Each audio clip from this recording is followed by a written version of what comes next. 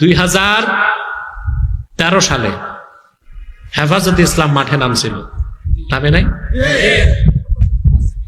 5ই মে 13টা দাবি নিয়ে নামছিল।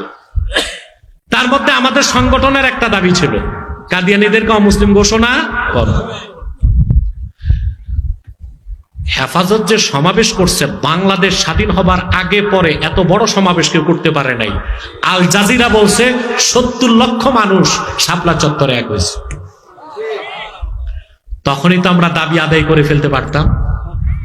এই দেশে তখন আমাদেরকে, তখন আওয়ামী লীগ বাধা দেয় নাই, বিএনপি বাধা দেয় নাই, ইহুদিরাও বাহির থেকে আসে নাই। এই দেশের কিছু মুনাফেক বেদাতি ভণ্ডপীর তখন হেফাজতের বিরোধিতা করছে। পরে আমরা তথ্য পাইছি 8 কোটি টাকা খাইছিল তারা। কত? 8 কোটি টাকা খাইয়া তাগুতের কাছ থেকে হেফাজতের বিরোধিতা করছে। মানে হেফাজতকে ওহাবি ফতুয়া দেওয়ার আর সময় পায় নাই। কথা বলে না। আন্দোলন যখন চাঙ্গা, তখন কে ওহাবি কে বেদাতি এই ফতুয়া খোঁজার দরকার ছিল? কথা বলে না।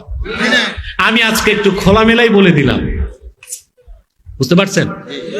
মাসলাকগত দ্বন্দ্ব আছে থাক, কে আওয়ামী লীগ কে বিএনপি দ্বন্দ্ব আছে থাক, আর সাচার ময়দান থেকে ঘোষণা দিচ্ছি, কি আওয়ামী লীগ কি বিএনপি কি জাতীয় পার্টি কি জামাত কি কওমি কি আলিয়া, আমাদের সকল দলের মতের মুসলমানের একটাই দাবি, অনতিবিলম্বে স্বাধীন বাংলায় শয়তান কাদিয়ানীদেরকে রাষ্ট্রীয়ভাবে অমুসলিম ঘোষণা করতেই হবে, করতেই হবে, করতেই হবে।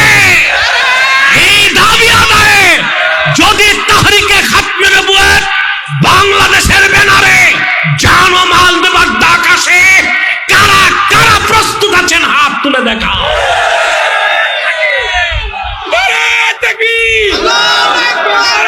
সম্মানিত সুধী, কাদিয়ানীদেরকে অর্থনৈতিক সহযোগিতা করবেন না?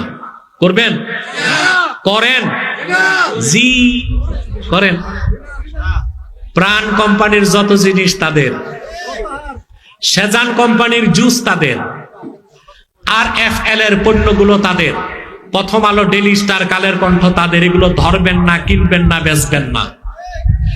আপনাদের চেয়ে বেশি দোষ আমার দেশের কিছু মৌলবীর। কেন বলে দিচ্ছি। বিভিন্ন মিডিয়া, তোমাদের কান খোলো, তোমাদেরকে শোনাচ্ছি বেশি করে। তোমাদেরকে টেলিভিশনে দেখবেন কিছু প্রোগ্রাম হয়, কারীদের, হাফেজদের, হয় না? সবচেয়ে দুঃখ লাগে ওই প্রোগ্রামে দেখা যায় RFL, প্রাণ, তাদের অ্যাডভার্টাইজ চলে। ধিক্কার জানাই ওই সব মৌলবীদেরকে।